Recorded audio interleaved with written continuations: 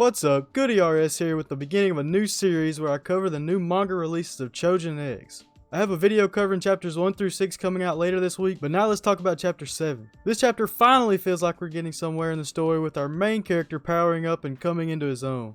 Remember to hit that like button and subscribe for more, and now let's get into it.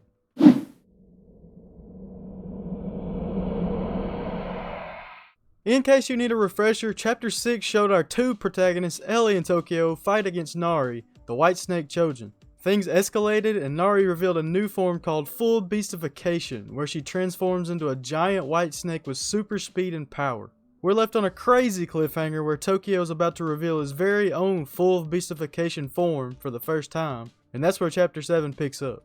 Tokio is shown transforming into his beast form on the front page of this new chapter. It takes us inside his mind, where he questions himself and his own abilities. He strives to be like Azuma, his best friend and role model. And then we pan back to the real world, where we can see Tokio leap to action in his new form. He attacks Nari's snake form and then he describes the power to us as the reader.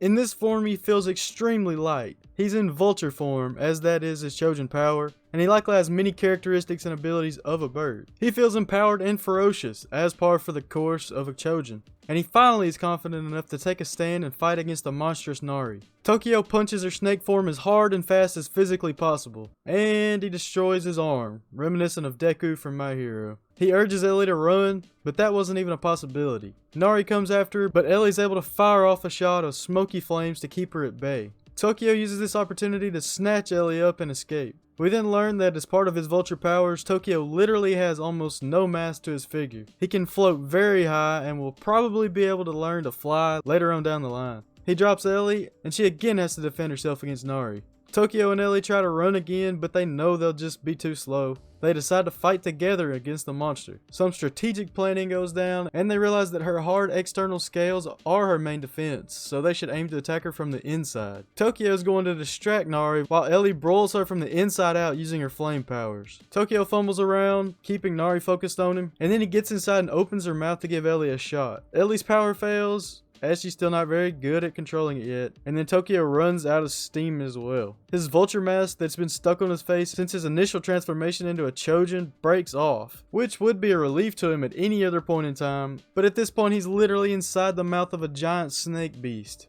By a crazy stroke of luck, a brand new Choujin that we're just now meeting shows up and saves the day.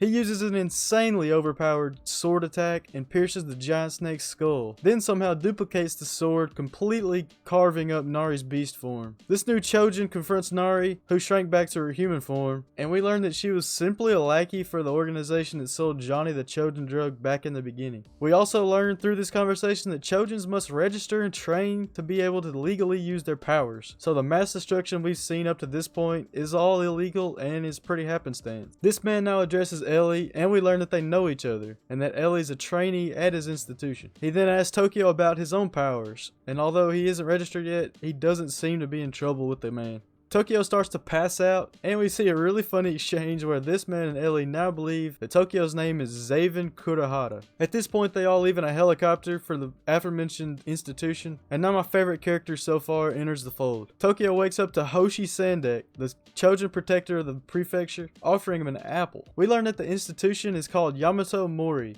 and it serves as a training ground for good Choujin. Tokio eats Hoshi's apple, and that's where the chapter ends. Now up until this point, basically every chapter's ended on some sort of cliffhanger. This time it's in a nice ending where the story could take many different paths. I hope we pick up next time with Ely and Tokio training their new powers. Let me know down below in the comments if you think Hoshi will be their teacher, and if not, if you think it'll be the sword guy or who you think it will be. Remember to smash that like button and subscribe for more Choujin X content to come. Check out the video or playlist linked on screen for more, and I'll catch you guys next time.